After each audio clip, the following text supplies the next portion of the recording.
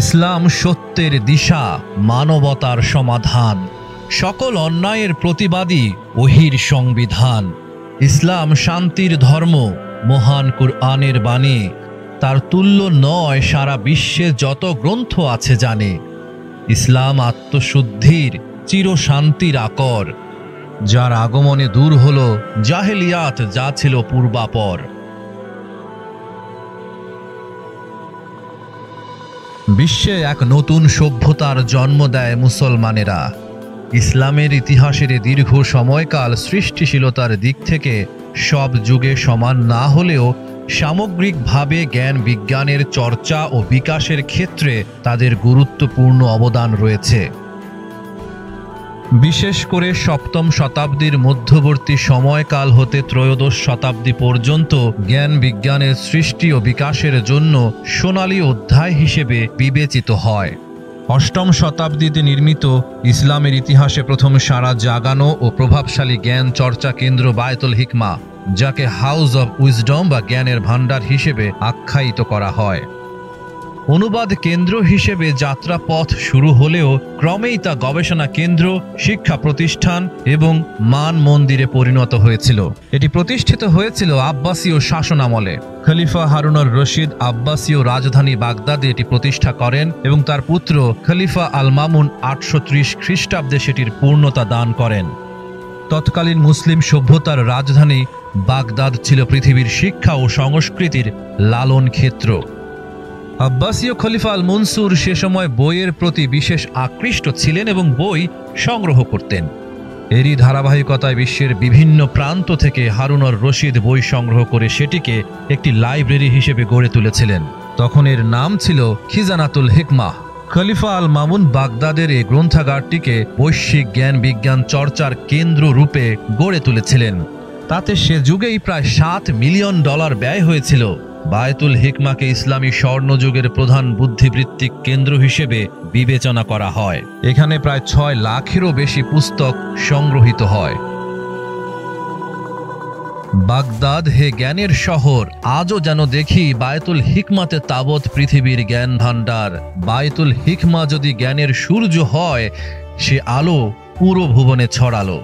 CTV বাংলার আজকের আয়োজনে আমরা জানব জ্ঞানের ভাণ্ডার বায়তুল হিকমার কথা, জানব মঙ্গোলীয় নেতা হালাকু খানের বর্বরতার কথা।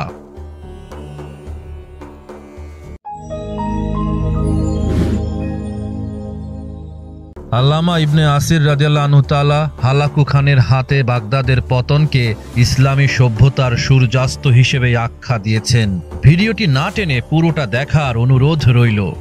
উমাইয়া আমলের প্রথম খলিফা মুয়াবিয়া রাদিয়াল্লাহু আনহু তাআলা দামেস্কে বায়তুল হিকমা নামে বইয়ের একটি সংগ্রহশালা ও পাঠাগার গড়ে তোলেন।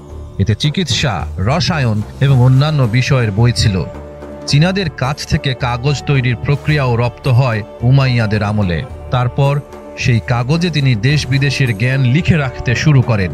762 সালে খলিফা আল মনসুর রাজধানী হিসেবে বাগদাদ নগরীকে বেছে নেন। বহু আগে থেকেই বাগদাদ ছিল একটি বহুজাতিক স্থান। আল মনসুর সাসানীয় রাজাদের মডেলে একটি প্রাসাদ গ্রন্থাগার গড়ে তোলেন। পণ্ডিতদের দাওয়াত করে নিজের দরবারে নিয়ে আসেন। দিনে দিনে গ্রিক, চীনা, সংস্কৃত ও সিরিয়াক ভাষায় অনেক গ্রন্থ সংগৃহীত হয় এই পাঠশালায় এবং আরবিতে অনুদিত হতে থাকে। অনুবাদ কার্যক্রমে বেশি গতি আসে খলিফা হারুনুর রশিদের আমলে।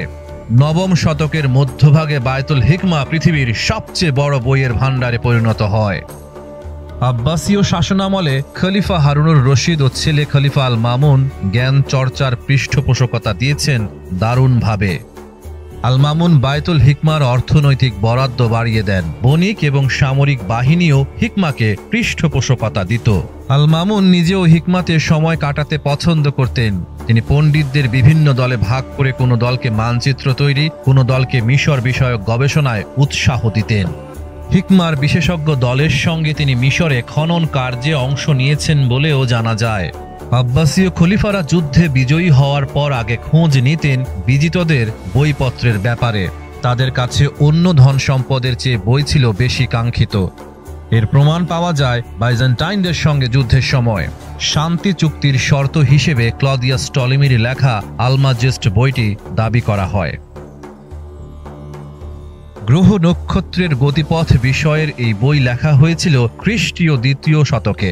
খলিফা মামুনের সময়েই সারা বিশ্বে বায়তুল হিকমার খ্যাতি অগ্নিদীপ্তভাবে ছড়িয়ে পড়ে।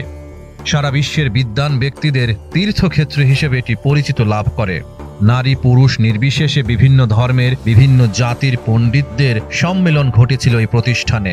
মামুনের সময় বায়তুল হিকমার 3টি বিভাগ ছিল: 1 গ্রন্থাগার, 2 শিক্ষায়তন, 3 অনুবাদ কেন্দ্র। এখানে কাজ করতেন এমন বিশেষ উল্লেখযোগ্য ব্যক্তিবর্গ হলেন জাফর মুহাম্মদ ইবনে মুসা ইবনে শাকির, অ্যারিস্টটলের রচনাবলীর অনুবাদক, আরবদের দার্শনিক রূপে পরিচিত আল কিন্দি, হিপোক্রিটাসের অনুবাদক হুনায়ন ইবনে ইসহাক, সাইদ বিন হারুন, সাবিত বিন ফেরা, উমর বিন ফারুখান আল বিবার, বিশিষ্ট গণিতবিদ আল খারিজমি প্রমুখ। এসব মুসলিম পণ্ডিত প্রাচীন মেসোপটেমিয়া, রোমান, চীনা, ভারতীয়, পার্সি, মিশরীয়, উত্তর আফ্রিকীয়, গ্রিক এবং বাইজান্টানীয় সভ্যতা থেকে বহু মূল্যবান গ্রন্থ সংগ্রহ করেন এবং অনুবাদের মাধ্যমে সংকলন করেন। আরবি ছাড়াও গ্রিক, ফরাসি, আরমাইক, হিব্রু, সিরিয়াক, লাতিন, ভারতীয় সহ বিভিন্ন ভাষায় গ্রন্থগুলো অনুবাদ করা হয়। প্রথম দিকে দর্শন ও ধর্মতত্ত্ব নিয়ে গবেষণা হলেও কালক্রমে বিজ্ঞান, চিকিৎসা, বীজগণিত, ত্রিকোণমিতি, ভূগোল, রসায়ন, পদার্থবিদ্যা, জীববিদ্যা এবং জ্যোতির্বিদ্যার মতো বিষয় নিয়ে গবেষণা করা হতো। বায়তুল হিকমার অন্যতম বিষয় ছিল মান মন্দির এবং মহাকাশ গবেষণা কেন্দ্র প্রতিষ্ঠা। পরে বায়তুল হিকমার সঙ্গে মান মন্দির যুক্ত করা হয় এবং খ্যাতিমান জ্যোতির্বিদ ইয়াহিয়া সহ অনেকেই মান মন্দিরে গবেষণায় নিযুক্ত ছিলেন এবং মহাকাশ পর্যবেক্ষণ করতেন, যা ভারতীয়, গ্রিক এবং পার্সিয়ানদের থেকে অনেকটাই স্বতন্ত্র ছিল। এসব মুসলমান ব্যক্তির অক্লান্ত পরিশ্রমে বিশ্বের সামনে উঠে আসে অ্যারিস্টটল এবং হিপোক্রিটাসের মতো দুর্দান্ত দার্শনিক উক্তি এবং Pythagoras, Plato, Euclid, Plotinus, Galen, Charaka, Aryabhata এবং ব্রহ্মগুপ্তের লেখাসহ বহু জ্ঞানীকুলের গ্রন্থ অনুবাদ করা হয়, যারা আজকে বিজ্ঞানের দুনিয়ায় উজ্জ্বল মুখ। মুসলমান পণ্ডিতেরা যদি সে সময় এসব মূল্যবান গ্রন্থ সংগ্রহ ও অনুবাদ করে সারা বিশ্বের প্রান্তে ছড়িয়ে না দিতেন, তাহলে আজকের এই সোনালী বিজ্ঞান কালের গর্ভে বিলীন হয়ে যেত। শুধু তাই নয়, সারা বিশ্বে বায়তুল হিকমার প্রভাব তৈরিতে খলিফা মামুন অনুবাদকদের উৎসাহিত করার জন্য অনুবাদের বিনিময়ে অনুবাদ কর্মের ওজনের স্বর্ণ মুদ্রা প্রদান করতেন। খলিফা মামুনের এগিয়ে চলার শক্তি ছিল ইসলাম। ইসলাম হলো আল্লাহর রহমত, ছেড়ে দাও তাই ভুল পথ, ওই দেখো ডাকে তোমায় ইসলাম, মন দিয়ে পড়ো আল্লাহর কালাম। ইসলামের ওই রোশনিতে চাই আমি মন রাঙাতে, গুনাহ যেন না করি আর, দয়া যেন পাই আল্লাহর। হিকমার অবদান। মৌলিক গবেষণার কাজও চলত হিকমায়। বিশেষ করে হিকমার গণিতবিদরা খুব গুরুত্বপূর্ণ অবদান রেখে গেছেন। গণিতবিদরা এখানে বীজগণিতের চর্চা করতেন। বেশ কিছু অ্যালগরিদম তৈরি করেন হিকমার গণিতবিদরা। আলোক বিজ্ঞানের নতুন নতুন জ্ঞানও অর্জিত হয়েছে হিকমায়। পৃথিবীর সর্বপ্রাচীন প্রোগ্রামড মেশিনের নমুনা তৈরি হয়েছিল এখানেই। সেটি ছিল একটি স্বয়ংক্রিয় খেলনা যন্ত্র। চোখের রোগ নিয়ে হিকমার বিজ্ঞানীরা গুরুত্বপূর্ণ কাজ করে গেছেন। তারা অস্ত্রোপচার ও রোগ সংক্রমণ বিষয়ে গুরুত্বপূর্ণ গবেষণা করে গেছেন। আব্বাসীয় খলিফা আল মামুনের আমলে বাগদাদে প্রথম মান মন্দির নির্মিত হয়। হিকমার জ্যোতির্বিজ্ঞানীরা টলেমীয় মডেল পরীক্ষা করে দেখতে চেয়েছিলেন। পৃথিবীর প্রথম বিস্তৃত মানচিত্র তৈরি হয় হিকমায়। মহাগ্রন্থ আল কুরআন বুদ্ধি ও বিবেককে আহ্বান করেছে নভমণ্ডল, ভূমণ্ডলের সৃষ্টি এবং আল্লাহর প্রকৃতির শৈল্পিক কারুকার্যে চিন্তা করার। এ প্রসঙ্গে আল্লাহ বলেন, নিশ্চয়ই নভমণ্ডল ও ভূমণ্ডলের সৃষ্টি এবং রাত দিনের বিবর্তনে রয়েছে বুদ্ধিমানদের জন্য নিদর্শন। যারা দণ্ডায়মান, উপবিষ্ট ও শায়িত অবস্থায় আল্লাহকে স্মরণ করে এবং চিন্তা করে আসমান জমিনের সৃষ্টি সম্পর্কে আর বলে, হে আমার প্রভু, আপনি এসব অনর্থক সৃষ্টি করেননি, আমরা আপনার পবিত্রতার ঘোষণা দিচ্ছি, সুতরাং আপনি আমাদের জাহান্নামের আযাব থেকে রক্ষা করুন। সূরা আল ইমরান আয়াত 190-91। আল্লাহ যদি হয় গো আমার, চাই না তো আর কিছু, এই দুনিয়া থাক পড়ে থাক, সব রয়ে যাক পিছু। অগ্রপানে চলবো আমি আল্লাহকে পেয়ে, পিছু লোকে করুক গীবত, যাব সব যাতনা সয়ে। এই দুনিয়া চাই না আমি, চাই যে আখের ফসল, বিলাসিতা সবই ধোঁকা, পরকালই আসল। সব বুঝেছি তাই খুঁজেছি পরকালের অন্ন, এই জীবন মরণ সবকিছুই প্রভু তোমার জন্য। বিশ্ব সভ্যতাকে বায়তুল হিকমা অনেক কিছুই দিয়েছে। সমকালীন অন্যান্য জাতি যে জ্ঞান থেকে বঞ্চিত ছিল, এই সংস্কৃতি কেন্দ্র সভ্যতাকে তা দিয়ে সমৃদ্ধ করেছে। আহরিত জ্ঞান ভাণ্ডারে যে বিষয়াদি মুসলমানদের জন্য ক্ষতিকর সাব্যস্ত হয়েছে, সেগুলো বাদ দিয়ে উপকারীগুলো গ্রহণ করা হয়েছে। সমকালীন বিশ্ব সভ্যতা থেকে গণিত, জ্যোতির্বিদ্যা, ভূগোল, চিকিৎসা, দর্শন এবং সাহিত্যের মতো বিষয় আর কেবল মানব সভ্যতার জন্য উপাদেয়গুলোকে আহরণ করা হয়েছে উদারভাবে।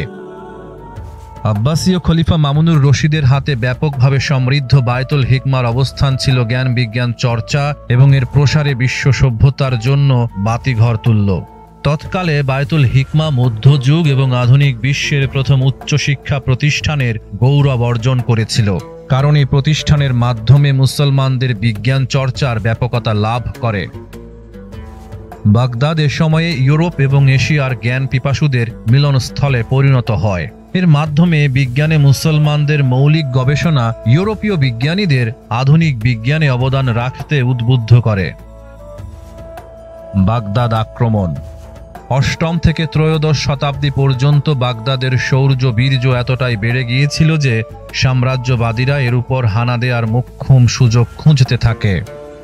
আরব্য রজনীর এ শহর তার প্রতিষ্ঠার পর থেকে অর্থাৎ 762 সালে আব্বাসীয় খলিফা মনসুর যখন এই নগরী প্রতিষ্ঠা করেন, ঠিক তার পরবর্তী 500 বছর আপন গাম্ভীর্য আর গৌরবে সমুজ্জ্বল ছিল। মঙ্গল নেতা হালাকু খানের ধ্বংস পূর্ব পর্যন্ত এই ধারা অব্যাহত ছিল। বায়তুল হিকমা আর নগর বাগদাদ তৎকালীন সময়ে প্রথিতযশা সব পণ্ডিতদের যেন আতুর ঘর ছিল। দুনিয়ার সর্বকোণের বিভিন্ন ভাষার বই অনুবাদের জন্য বিখ্যাত ছিল দারুল হিকমা। যুগের বিচারে এ গ্রন্থাগারকে মানব সভ্যতার জ্ঞানের গুদাম বললেও বাড়িয়ে বলা হবে না। এই লাইব্রেরির কারণে পৃথিবীব্যাপী বাগদাদের আলাদা গ্রহণযোগ্যতা তৈরি হয়ে যায়। মুসলিম বিশ্বের রাজধানী হওয়ার কারণে আগে থেকেই মুসলিমদের নিকট বাগদাদ ছিল শ্রদ্ধার জায়গায়। তার সাথে আব্বাসীয় খিলাফতের গৌরবের ঝান্ডাও সগৌরবে বহন করে চলেছিল খলিফা হারুনুর রশিদের এ শহর। 1258 সালের জানুয়ারি মাস মঙ্গল বাহিনী বাগদাদের প্রান্তে তাদের সৈন্য সমাবেশ করল। মঙ্গলদের চিরায়ত রীতি অনুযায়ী আত্মসমর্পণের জন্য মুস্তাসিম বিল্লার কাছে পত্র পাঠানো হলো। যথারীতি সে পত্রের ভাষা ছিল অত্যন্ত অপমানজনক। পত্রে বিশ্রীভাবে মঙ্গলদের শ্রেষ্ঠত্ব এবং মুস্তাসিম বিল্লাহকে কাপুরুষ আখ্যা দেয়া হলো। সন্ত্রস্ত মুস্তাসিম তখন তার আমির ওমরাদের নিয়ে একটা সভা আহ্বান করলেন। দুর্ভাগ্যজনকভাবে মুস্তাসিম বিল্লার প্রধান উজির ইবনুল আলকেমি তাকে সৈন্যবাহিনী কমিয়ে ফেলার পরামর্শ দেন। প্রকৃতপক্ষে আলকেমি ছিল মঙ্গলদের গুপ্তচর। নৈতিকভাবে দুর্বল খলিফা তার পরামর্শ গ্রহণ করেন এবং সেনাবাহিনী অর্ধেকে নামিয়ে আনেন। ওদিকে শেষ প্রচেষ্টা হিসেবে আব্বাসীয়দের পক্ষ থেকে একদল প্রবীণ পরামর্শককে মধ্যস্থতা করার জন্য হালাকুর কাছে পাঠানো হয়, কিন্তু হিংস্র হালাকু প্রবীণ দলের সবাইকে নির্মমভাবে হত্যা করে। বেজে ওঠে যুদ্ধের দামামা। মঙ্গল, আর্মেনীয়, খ্রিস্টান আর চৈনিকদের সমন্বয়ে গড়া 2 লাখ সৈন্যের হালাকু বাহিনী অবরোধ করে বসে 20 লাখ বাগদাদি জনগণকে। বিশ্বাসঘাতক আলকেমির কুপ্ররোচনায় দুর্বল, দায়িত্ব জ্ঞানহীন আমুদে খলিফা 10 ফেব্রুয়ারি বাগদাদের নগর ফটক খুলে দিয়ে তার যাবতীয় ধন সম্পদ সঁপে দিয়ে আত্মসমর্পণ করে বসেন। বাঁচার শেষ চেষ্টা হিসেবে কাপুরুষোচিত ভূমিকা গ্রহণ করেও পার পেলেন না মুস্তাসিম। সাথে মূল্য দিতে হয় বাগদাদের লাখ লাখ নিরপরাধ নাগরিককে। ক্ষুধার্ত আর উন্মত্ত মঙ্গল বাহিনী তাদের নিষ্ঠুরতার চরম সীমা অতিক্রম করল। শেষ আব্বাসীয় খলিফাকে তারা বস্তাবন্দি করে তার উপর ঘোড়া চাপিয়ে মৃত্যু নিশ্চিত করল। নির্বিচারে যাকে তাকে হত্যা করে রক্তের বন্যা বইয়ে দিল রূপকথার রহস্য নগরী বাগদাদে। কি শিশু, কি নারী, বয়োবৃদ্ধ, মসজিদ, হাসপাতাল কিছুই রক্ষা পায়নি হালাকুর গোগ্রাস থেকে। তিলোত্তমা নগরী পরিণত হলো ভয়ানক ভুতুড়ে নগরীতে। 13 ফেব্রুয়ারি থেকে শুরু হওয়া এ গণহত্যা চলল টানা 1 সপ্তাহ নাগাদ। নির্বোধ আর অপরিণামদর্শী মঙ্গলদের হাতে ধ্বংস হলো বিখ্যাত দারুল হিকমা এবং তারই সাথে নিঃশেষ হয়ে যায় শত বছর ধরে সঞ্চিত মানব জাতির জ্ঞানের প্রতিটি পাতা। কথিত আছে, রক্তের বন্যার সাথে ভস্মীভূত হওয়া বইয়ের পাতা বাঁধ সৃষ্টি করে দিয়েছিল বাগদাদের রাস্তায় রাস্তায়। দজলা নদী প্রবাহ করতে লাগলো মনুষ্য রক্তের বিশুদ্ধ তরল। মুসলিম সভ্যতা এবং সংস্কৃতির প্রতি আক্রোশের বলি হল গ্রন্থাগার, ধ্রুপদী স্থাপত্যিক সব নিদর্শন, আর কালের শ্রেষ্ঠ নগর শিকার হল নজিরবিহীন অত্যাচারের। ইবনে খালদুনের মতে এ নারকীয় গণহত্যায় নিহত হয়েছে প্রায় 16 লক্ষ বাগদাদি। পৃথিবীর জন্য এক করুণ অধ্যায়। যুদ্ধ পরবর্তী সময়ে বাগদাদে নেমে আসে অপার্থিব নীরবতা। দেখে মনে হয়নি এটি ছিল একটি সমৃদ্ধ শহর আর মানুষের ভালোবাসার বাগদাদ।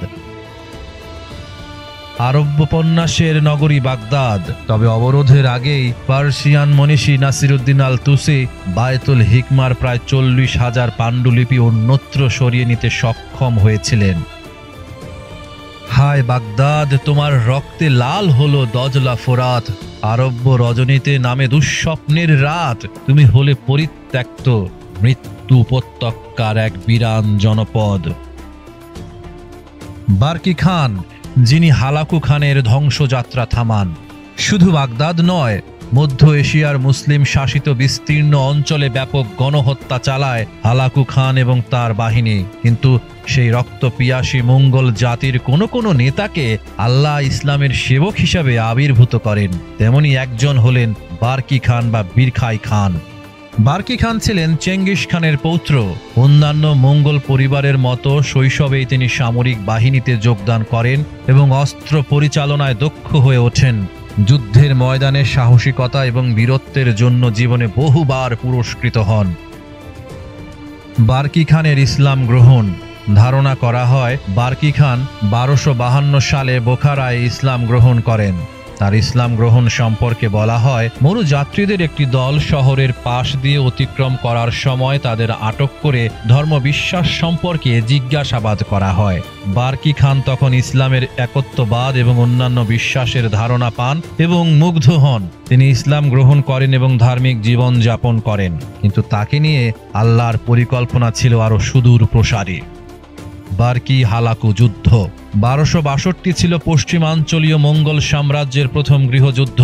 ককেশাস পাহাড়ের পাদদেশে দুই বাহিনীর যুদ্ধ হয়। এই যুদ্ধে কোনো পক্ষই চূড়ান্ত জয় বা পরাজয় বরণ করেনি, তবে এর মাধ্যমে হালাকু খানের ক্ষমতার অবসান হয়।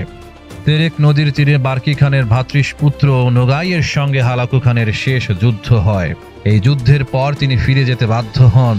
1265 সালে হালাকু খানের মৃত্যুর মধ্য দিয়ে মুসলমানের বিরুদ্ধে তার সন্ত্রাসী কর্মকাণ্ডের অবসান ঘটে।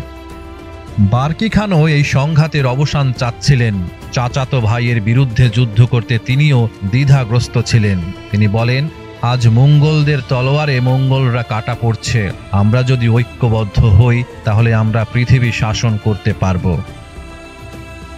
হ্যাঁ, বার্কি খান বসে বসে কোটি কোটি মুসলিম হত্যার দৃশ্য দেখতে চাননি। মানবিক প্রয়োজনে তিনি হালাকু খানের সঙ্গে যুদ্ধে জড়ান এবং তাতে তিনি সফল হন। বার্কি খানের কৃতিত্ব। বার্কি খান কোনো দরবেশ ছিলেন না, তবে তিনি মুসলিম ভ্রাতৃত্ব লালন করতেন। সংকটপূর্ণ সময়ে তাদের পাশে দাঁড়িয়েছিলেন। বর্তমান সময়ের নেতাদের মতো মিথ্যা জাতীয়তাবাদ, সীমানা, রাজনীতির কূটকৌশল এবং ব্যক্তি স্বার্থ বার্কি খানকে উম্মাহ চিন্তা থেকে দূরে ঠেলে দেয়নি। এটি বার্কি খানের শ্রেষ্ঠত্ব। আল্লাহ তাকে উত্তম প্রতিদান দিন। হে আল্লাহ, তুমি মোদের দাও পথের সন্ধান, যে পথ দেখায় সত্য সুন্দর ঈমান, যে পথে শোনা যায় জীবনের জয়গান, সালাতের আহ্বান, মুয়াজ্জিনের আজান। হে আল্লাহ, এই জীবন তো ফুলশয্যা নয়, আখিরাতের জীবন যেন সুখময় হয়।